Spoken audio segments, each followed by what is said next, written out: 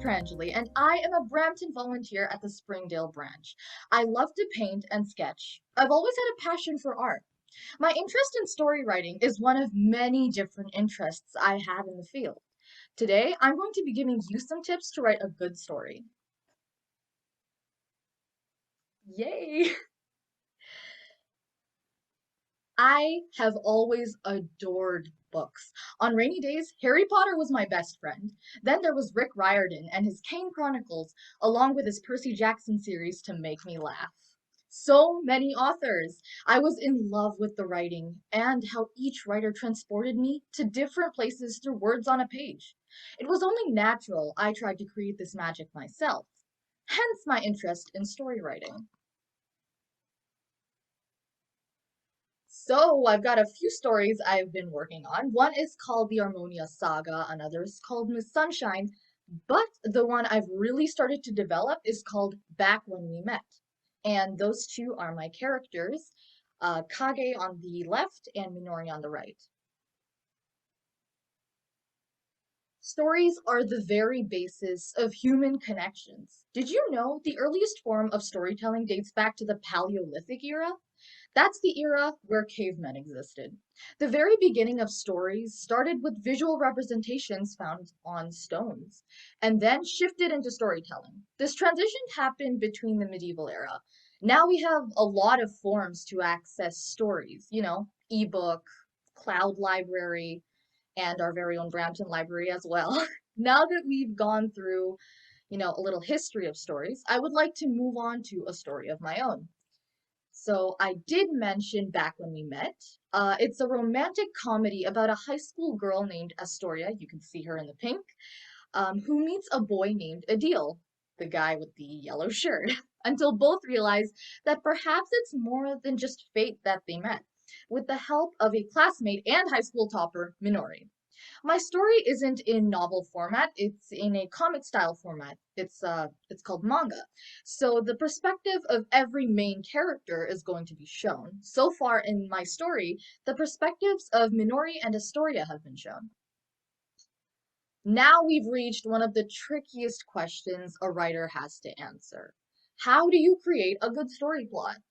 Well, I'm not the most organized writer, so I can't say there's a step-by-step process to writing a good plot, but I can give a few tips. Taking my story Back When We Met as an example, I would say the first thing to creating a good plot is an inspiration. The inspiration for my story came from a webtoon called See You in My 19th Life. In fact, the cover picture is right on the screen. My friend explained the story to be about a girl who can remember all her past lives and what she's done in them. Now, the story is about that she was in her 19th reincarnation and she was trying to find a boy she loved in her 18th life. The concept of reincarnation really stuck in my mind, and I decided I needed something based on that. You can get inspired by anything and everything. So I suggest going outside and surfing sites like Pinterest, Wattpad, Instagram, even going outside and, looking at nature. It's a great place. Now, we're finally moving on to the main stage, learning how to create the actual plot. The way I work to create a plot is a little odd, but the first step I would suggest is figuring out the setting of the story. The setting of the story is crucial because it determines your character's behavior, clothing style, values, and even manner of speaking, like slang, Old English, to name a few. Once you've got that, the next step is to narrow it down a little more and figure out the main mood or genre of the story. Is it a revenge story with suspense and betrayal? Is it a slice of life? Is it romantic? A simple comedy? Figure it out. It should help you form ideas of events you want to happen in the story. Now the brainstorming session has started. You need to organize these events you've thought of into a timeline. Next, you should introduce your characters in an interesting way. The next step is developing the characters because the personality of the people and how they interact in the story are very important. One important thing to remember about characters is that they don't have to be 100% modern or realistic, but they do need to have at least one flaw. It's impossible, in my opinion, for characters not to have any flaws whatsoever. You can get inspiration for characters from people that you've met or people you've never met in your life. It can come from anywhere. The inspiration for my characters came from people I've actually interacted with. So, for example, I really see a little bit of myself in Astoria, as I consider myself an outgoing and bubbly person. For Adil, however, I didn't have any inspiration for his character. It sort of just came to me and I went with the flow. I don't develop a plot and then characters. I do quite the opposite. Just going to give a reminder, I'm not an organized writer. I develop my stories by making it up as I go, sometimes even simultaneously while I create my characters.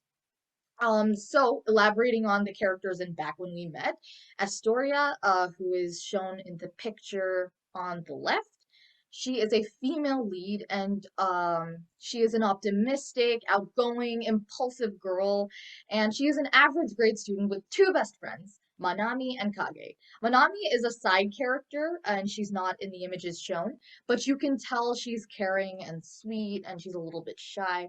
Kage is kind of like the total opposite of Minori. He's really intelligent, but he's a total introvert.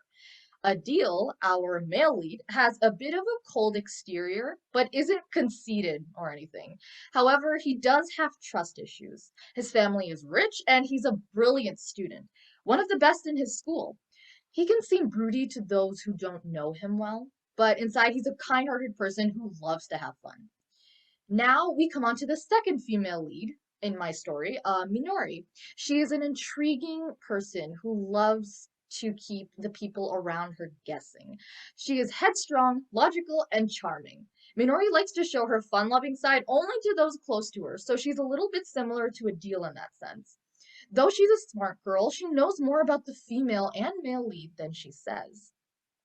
The design of characters is super interesting. A lot of focus is on their clothes, hairstyle, and physical appearance. For example, if we look at Astoria's clothes, we can see pinks and purples, mainly pink.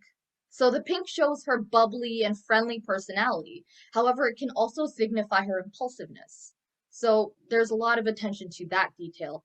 And yes, all these characters that have been shown are actually drawn by me through digital artwork. Super fun stuff.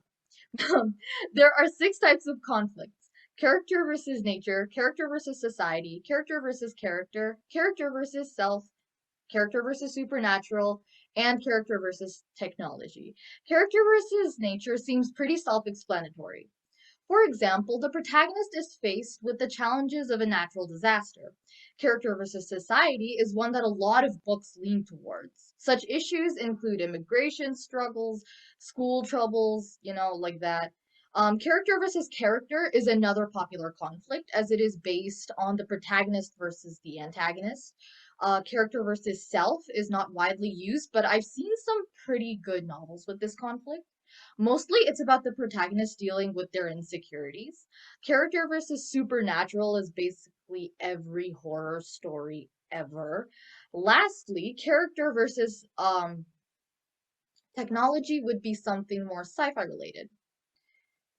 Okay, now you may not put a lot of thought into the story's ending, but it's quite important. There are six types of endings you can give your story.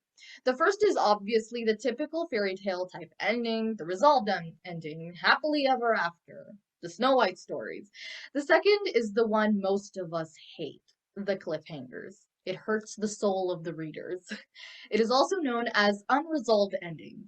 Another is called an expanded ending, which usually is an ending with a time skip, and occasionally even a perspective change. It's similar to an epilogue. The next type of ending is the unexpected. A good unexpected ending shouldn't be illogical. It should be hinted at throughout the story so that it satisfies the reader. Then we have an ambiguous ending. Basically, it's an unresolved ending, but it depends on how the reader interprets it. Lastly, we have a tied ending. Tied endings simply mean a story that ends as it began, so perhaps reinstating the first few lines. A good example of that is Gone Girl, the novel. It's a great novel. So, story writing is amazing. As Stephen King said, description should begin in the writer's imagination but should finish in the reader's. It helps you grow as a person and just have a fun time. You don't need to write for anyone, but putting your ideas on paper is always a great idea. Thank you so much for listening